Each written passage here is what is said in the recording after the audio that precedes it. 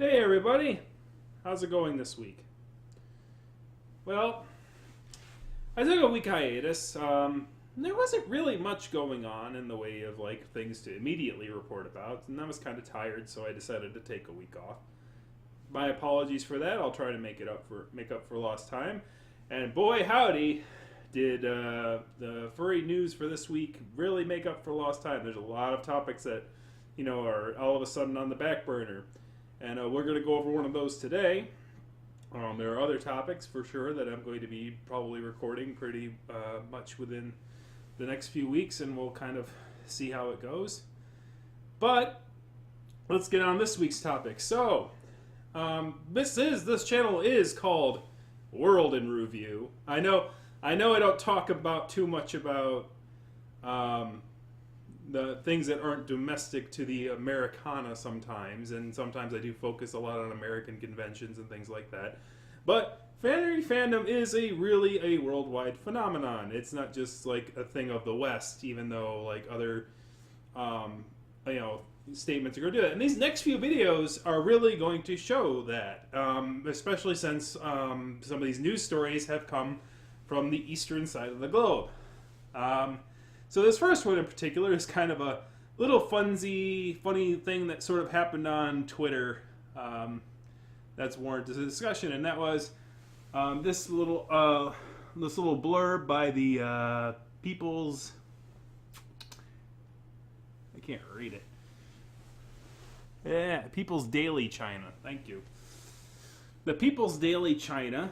I don't want to get the names wrong because there's a lot of papers in China, so I want to get the name right.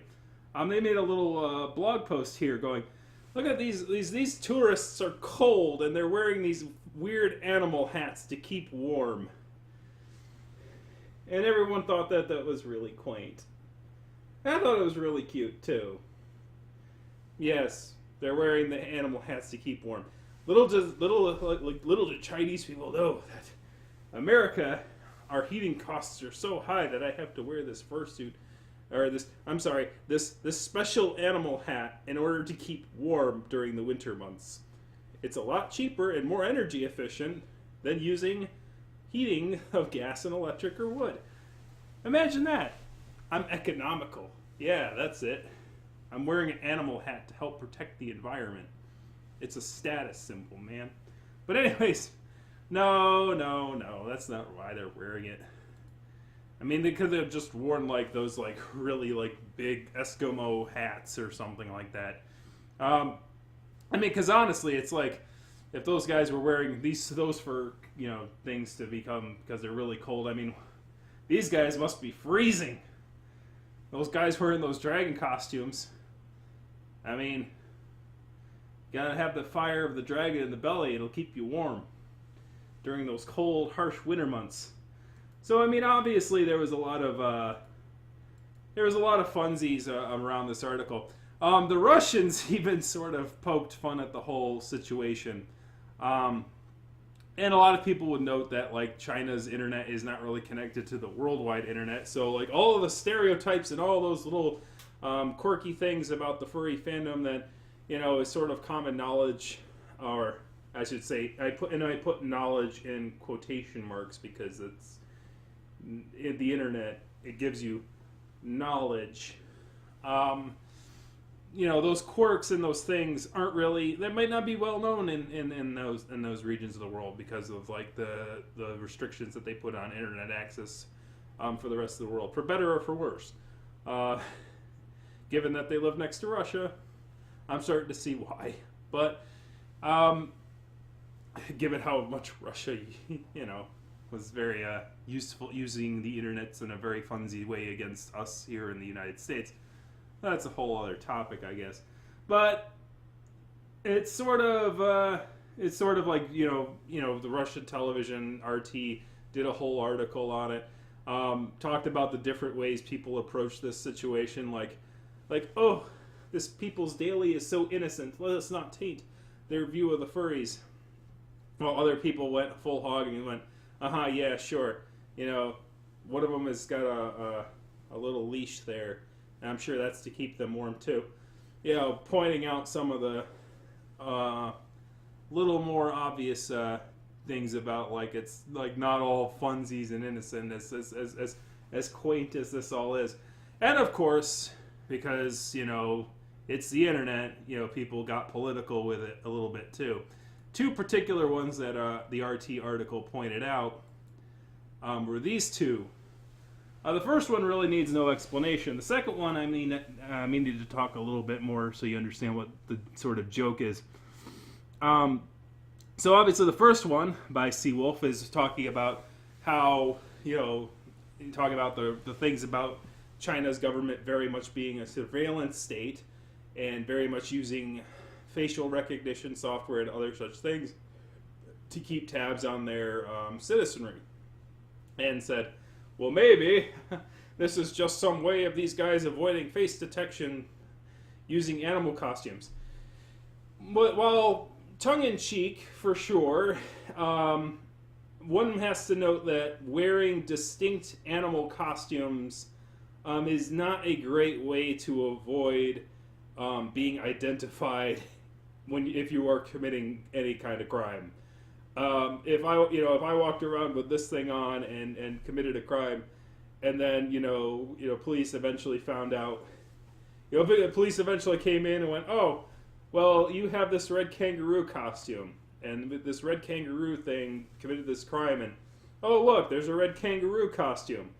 Like, the fact that the personas are particularly distinct doesn't really help hide the fact if you're. In fact, it makes you stick out even more. If you're walking in a crowd with an animal suit on, your stealth rating goes down a little bit. If you're just wearing normal things and just walking amongst the crowd, you could blend in a whole lot better than wearing these things. So while funny, it's not really practical or useful. The second one is a little more of a deeper dig, which is why it's a little deeper of a dig, and that is, like, I wonder if being a furry will affect your social score. So for those of you who are not aware, in the West here, we have something called a credit score. Those are like things that financial institutions, it used to be a hidden number, that financial institutions would use to determine your creditworthiness and would determine your interest rates and things like that on loans that you would acquire. Recently, those numbers have been put into the light, and to good use, because people could use their credit scores and look at their history of their credit scores to determine if their identity has been stolen, or to even go, well, here's my credit score, how do I make it better? So it's sort of like how if you have a scale at your house and you stand on the scale every day and you go, well, I'm 230 pounds today, you're more likely to go, okay, what can I do to lower that number than if you don't weigh yourself ever. Like a certain route. Hey, I'm trying to cut down on the weight, all right? Jeez, all right? I should get a scale so that I look at that number every day and I have to confront it, right? That's the whole thing, right? You have to look at a number to confront it and say, how can I do better? So likewise, in a more strange sort of a situation, China also has this idea of a score, but it's not in the sense of financial. It is in the sense of social. So literally, they have this sort of score system. And the interesting thing is that I learned about this from extra credits. So there's a video up there in the upper card there of an extra credits video talking about the use of gamification in order to exert certain behaviors. In this one, I talk about the whole credit score and social score thing.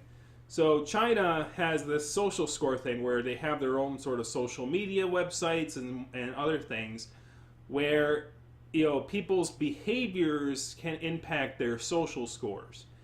And it's kind of funny that a lot of people in the West who criticize social media as being overbearing on how people behave and having some sort of control over how people behave amongst other people by trying to be politically correct and all that shtick.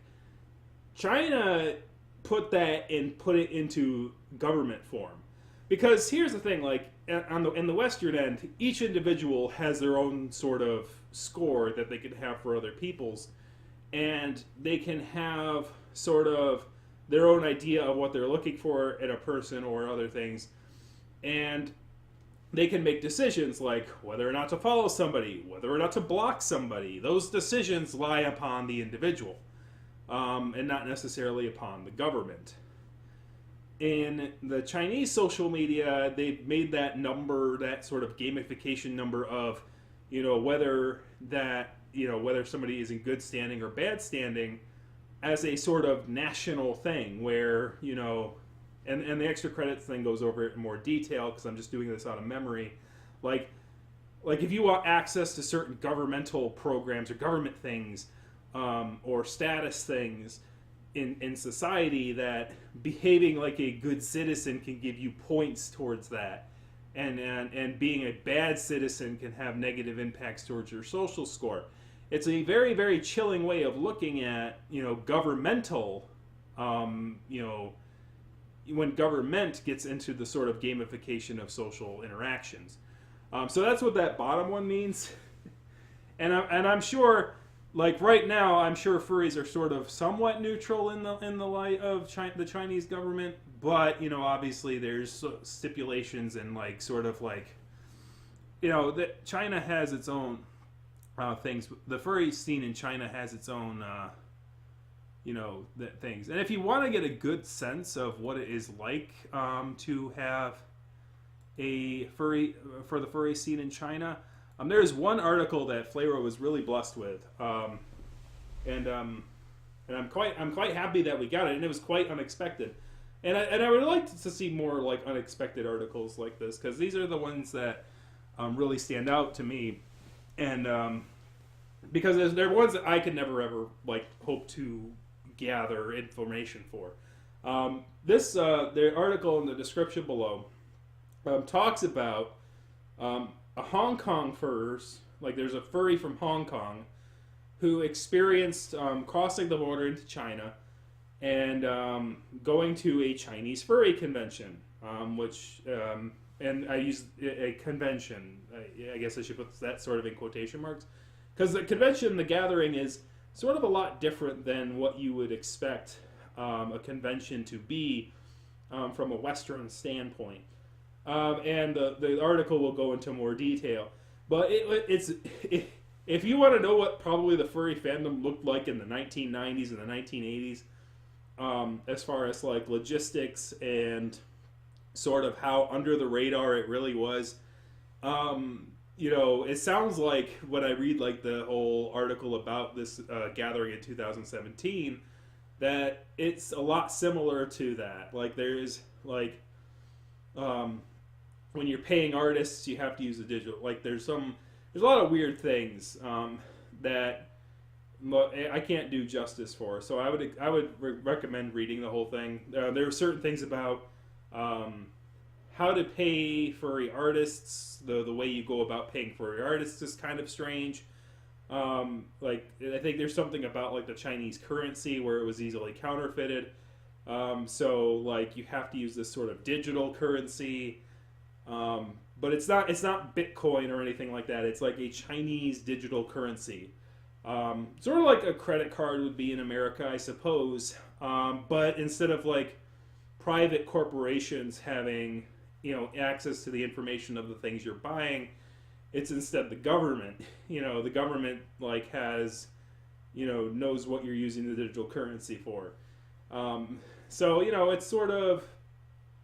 It was sort of an interesting read, and it was certainly a sort of a culture shock, which I really love, because it's the fandom is a worldwide experience. There are furries all around the world, and seeing articles like this show up that kind of show how furries in other countries deal with gatherings and logistics and things like that is absolutely fascinating, and I hope to see more content like that. I think that's about all we have today. So, what do you guys think about these tourists wearing animal hats?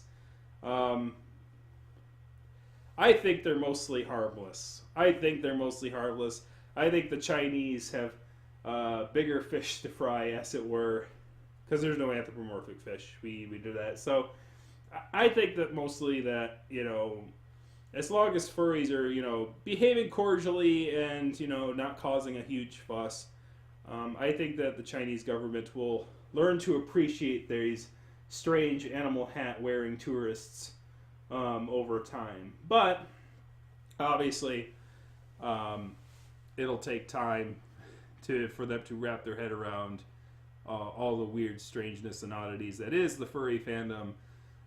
But world will come as it will go.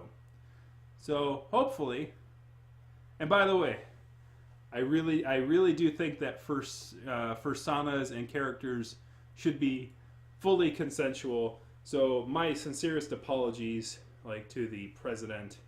I really don't think people should be calling you any fictional bear characters that you don't want to be associated with. That's just mean. That's just crass. I mean, come on. He should be able to choose the fursana that he wants. You don't stick your own. Come on. Anyways, I'm gonna get the hop out of here. Thank you very much for watching.